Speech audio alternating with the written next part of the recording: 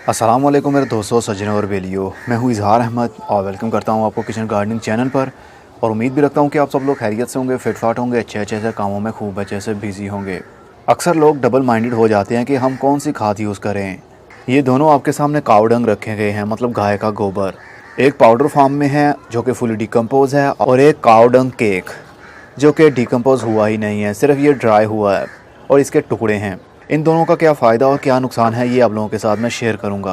Video शुरू करने से पहले इसको लाइक कर दीजिए और शेयर भी कर दें, और अगर आप चैनल पर न्यू हैं तो जल्दी से सब्सक्राइब भी कर दें।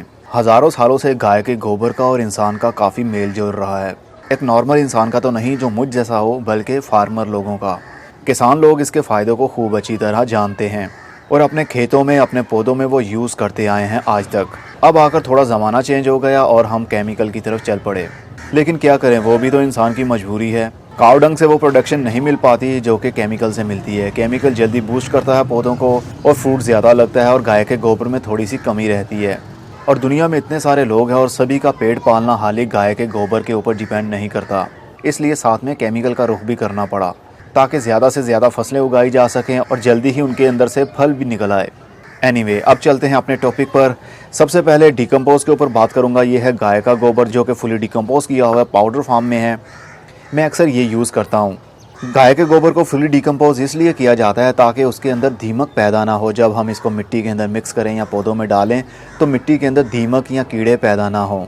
और इसकी जो हीट होती है ताज़े गाय के गोबर के अंदर, जिस तरह ये ड्राई गाय का गोबर है, इसके अंदर काफ़ी हीट होगी, तो इसके अंदर हीट नहीं होती। नाइट्रोजन तो होती है लेकिन उसकी हीट कम पड़ जाती है, जिससे पौधों को नुकसान नहीं होता। इसको मिट्टी के अंदर मिक्स कर लिया जाता है और पौधों में यूज़ किया जाता है। अब एक मिसाल देकर आपको मैं समझाता हूँ। ये काव डंग इंजेक्शन का काम करता है और ये काव डंग केक टेबलेट का, मतलब गोली का काम करता है। अगर हमारे सर में दर्द हो रहा हो या हमें बुखार हो जाए तो अगर हम गोली खाते हैं तो उसका जल्दी असर नहीं होता। बीमारी अगर क्रिटिकल हो जाए तो डॉक्टर हमें इंजेक्शन लगाता है जो कि फौरी तौर पर असर करता है। तो बस गाय के गोबर का भी यही हिसाब है। ये पाउडर फॉर्म में है। अगर हम इसको पानी के अंदर डालते हैं या फिर गमलों के अंदर डालकर ऊपर से पानी देते हैं तो एकदम से इसका असर जाएगा मिट्टी के अंदर और जड़ों को मिलेगा। अगर थोड़ा सा भी इसका ओवर यूज़ हो जाए तो आपके पौधे की जड़ें गल सकती हैं, मुरझा सकती हैं। लेकिन काव डंग केक का ऐसा नहीं है। ये टैबलेट का एक गोली का काम करता है। इसको पीसना नहीं है, सिर्फ इसी तरह अगर आपके पास टुकड़े हैं छोटे छोटे से या बड़े बड़े से जैसे भी हैं, उनको गमलों के अंदर रखिए या पौधों के सरफेस के ऊपर फैला दीजिए और उसके बाद में पानी दें। तो इसका असर एकदम से मिट्टी के अंदर मिक्स नहीं होगा और ना आपके पौधे की जड़ें जलेंगी। जैसे जैसे डे बाय डे हम पानी देते रहेंगे पौधों को, आहिस्ता आहिस्ता ये वाला असर, इसका गाय के गोबर का असर आहिस्ता आहिस्ता मिट्टी के अंदर ही मिक्स होगा पानी के साथ। लेकिन एकदम से डिज़ोल्व नहीं होगा, मिक्स नहीं होगा पानी के साथ, क्योंकि जितना पानी इसके ऊपर पड़ेगा और वो आहिस्ता से नीचे से ड्रेन हो जाएगा और मिट्टी के अंदर चला जाएगा।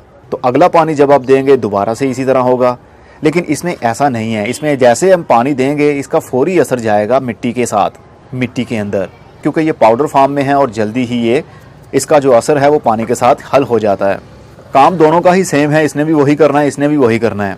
और काव डंग केक अगर आप यूज़ करते हैं तो उसमें बहुत कम चांस होगा कि उसके अंदर कीड़े पैदा होंगे या दीमक पैदा होगा, क्योंकि ये मिट्टी के अंदर एकदम से मिल नहीं पाएगा। पानी देने के बाद 5 से 10 मिनट के बाद आप देखेंगे ये फिर से ड्राई हो जाएगा। इसका मतलब कि इसके साथ कीड़े नहीं पैदा होंगे, क्योंकि ये एकदम से मिट्टी में मिक्स नहीं हुआ। कई दिनों तक, कई हफ्तों तक ये इसी तरह रहेगा। और आहिस्ता आहिस्ता जैसे जैसे आप गोडी करते रहेंगे ये केक नरम पड़ता रहेगा और मिट्टी के अंदर मिट्टी ही बनता जाएगा। और ये वाला एकदम से ही मिट्टी के साथ इस तरह मिक्स हो जाता है जिस तरह इसकी उसके साथ कोई रिश्तेदारी हो। देखकर हमें पता ही नहीं चलता कि मिट्टी कौन सी है और गाय का गोबर कौन सा। तो जो लोग पूछ रहे हैं कि काव डंग केक अगर हमारे पास है, वो डिकम्पोज भी नहीं है, जस्ट ड्राई है, तो हम उसको यूज़ कर सकते हैं या नहीं? तो जी हाँ, आप उसको यूज़ कर सकते हैं बिल्कुल उसी तरह जिस तरह आप इस पाउडर को यूज़ करते हैं।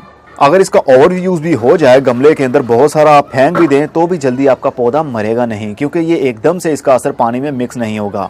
शुरू में मैं काव डंग केक यूज़ करता था, बहुत अच्छा लगता था मुझे ये यूज़ करना, क्योंकि इसका असर एकदम से पौधों में नहीं जाता।